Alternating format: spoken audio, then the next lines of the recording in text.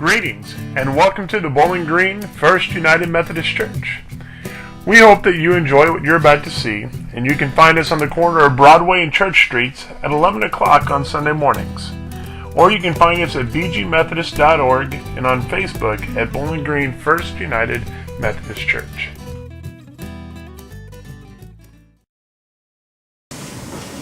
So we are, this morning we're finishing kind of this last Sunday of this block of time we've been spending on Wesley's sermons, and this one is probably the most important sermon that he wrote. And it's called The Scripture Way of Salvation, but we're going to start this morning to ask just kind of a simple question. Have you ever tried to do something for your kids? Yeah, he's got lots of... We just heard 60 some odd games they played this summer, which is an amazing feat for anyone. The only time I ever played 60 games in one summer was Super Tecmo Bowl on the Nintendo. So this doesn't, I can't compare to that. But we do lots of crazy things for our kids. Have you all ever done that one where you had to put something together? And maybe it looked a little bit like this. All right. Insert tab F1 in the slot. Yeah. Okay. It starts with the Greek letters anyway. Greeks? I thought they were doing Shakespeare. Midsummer Night's Dream. Putnam changed it. Putnam. Kid's visionary.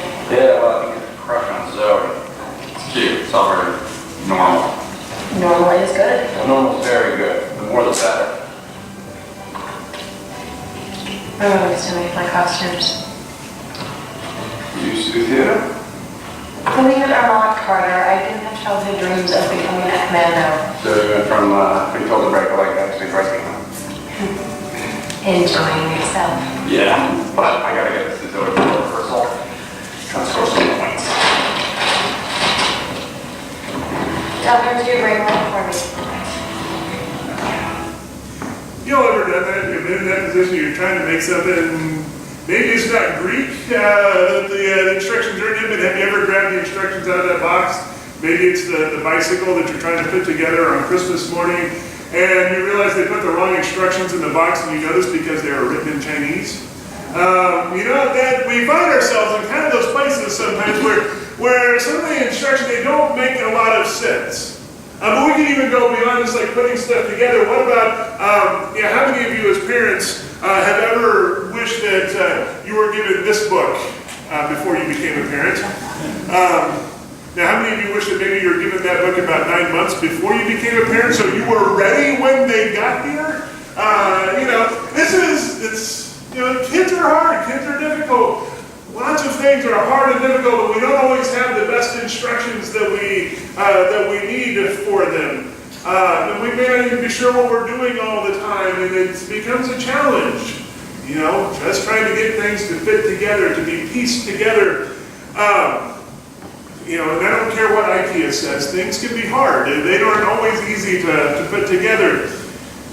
And this is also true not just with our kids, not just with putting things together, but even with our faith. It can be hard and it can be difficult. And this is the very first line that Wesley starts out this sermon with. He admits that. He starts off and he says this: nothing can be more intricate, complex, and hard to be understood than religion, as it has often been described.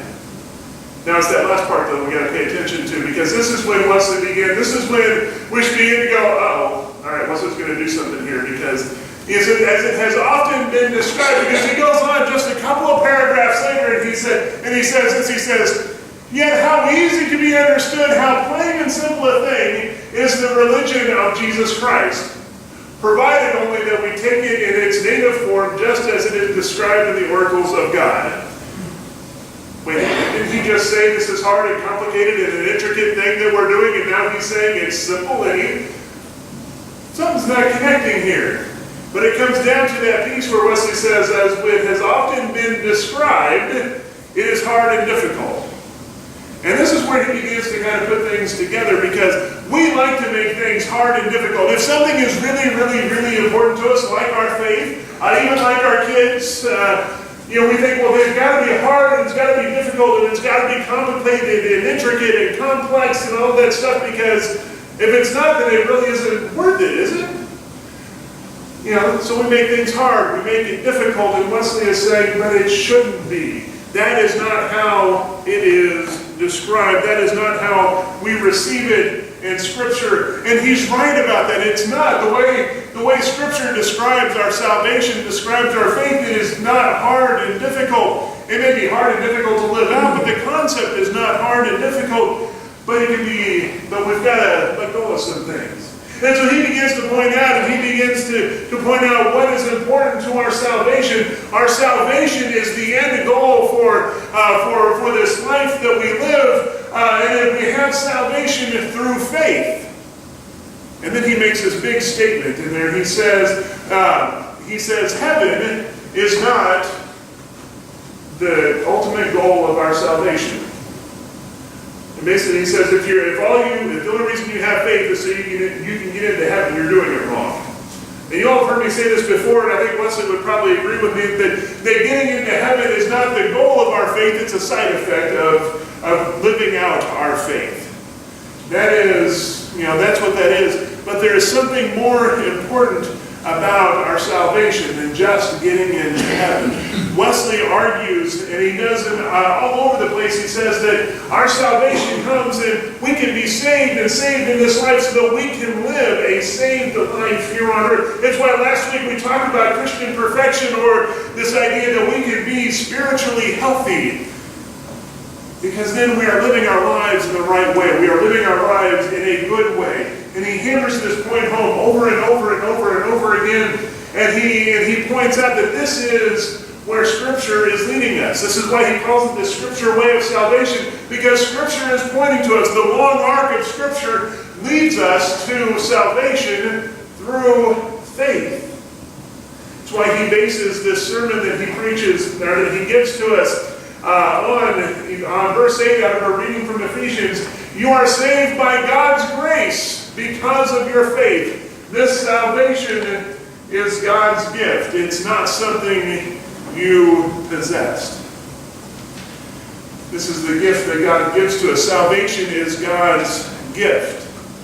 But we need something that begins to put all these things kind of in an order that we get and that we understand, because we know that we can experience God's grace in different ways. We can experience God's grace before we know who God is, or even if we kind of know who God is, but we aren't really sure about this whole God thing yet, we can still experience God's grace. And we can experience God's grace like we talked about last week, after we know who God is, and after we know what it is that He's given to us, and we are working on trying to become better, to become more healthy. Wesley calls it Christian perfection, as we're on the road to perfection. We can know that. But if we don't have this thing in the middle, then none of those things have meaning. There is something in the middle of this that we have to hold on to that brings us all together, that serves as the linchpin for all of this.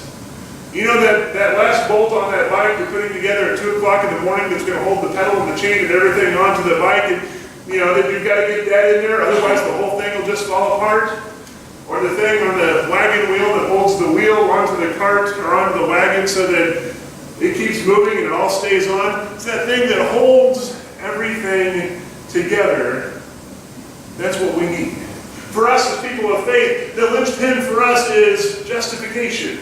It is that justification that holds it all together. Justification is defined by our faith. We cannot, as Wesley tells us, and most importantly as Scripture tells us, be saved without faith. That's just not something that is possible. We have to have that faith in order to be saved. And he writes this, but what is that faith whereby we are sanctified, saved from sin, and perfected in love? It is a divine evidence and conviction first that God hath promised it in the Holy Scripture. Till we are thoroughly satisfied of this, there is no moving one step farther. Salvation is God's gift to us. It is one that we cannot earn no matter what we do. Now, this is hard for us as Americans, and particularly as folks from Missouri, because we're kind of hard-headed. We like to think that we can do it, that we can fix it, that we can make it right, or maybe it's just me, but I think I can do this. I can make all of this stuff happen. Just give me duct tape, baling wire, and some twine, and I will make it happen. It may not be pretty, but I can make it work. But that doesn't get us anywhere. That doesn't. Part of what we have to realize in the midst of this is that we're going to reach a point when we realize that we cannot do this on our own, that we cannot fix it because we don't have the ability, we don't have the power to do that. And that is the moment when justification begins. When we first realize that we can't do that on our own, that we can't be that linchpin that holds the wheel on, that something else is there. And justification finishes when we say, God, I can't do this. I know I can't do this, but you can. You are the one that has the power to save. You are the one that has the power to heal. You are the one that has the power to build us up and strengthen us and to prepare us for this life that we are living. You are the one that can do this. We are justified when we say, God, we get it now. You are stronger than us, and through you, I can be saved. And this is good not just for us to hear, but this is good for us to share with the world around us. Because we live in a world that needs to know that, because we live in a world that likes to try and fix itself. Where one of the catchphrases of the last 10 years is, there's an app for that. That we can do this, that we can be saved on our own, that we can find our own way through this. And that's the challenge that we face, is that we can't. But we can tell folks who can do this, who is stronger than we are, because that's what we need to see. We need to see that there is someone stronger than us, outside of us, that can help us through, that can build us up, and that can send us forward, that acts as that linchpin that holds all of these pieces together, gives us the instruction that we need so that we can live that life that leads to Christian perfection, so that we can live that life that leads us to be spiritually healthy, so we can live that life that helps us to understand God's grace that He gives to us, that lets us better be able to practice the means of grace and moves us forward. That is the life that we are called to live, and the life that we are called to share with the folks around us in a world that needs to hear it. So I invite us this next week to go and to share that gift with the world around us, that they might come and see and know us and be strengthened by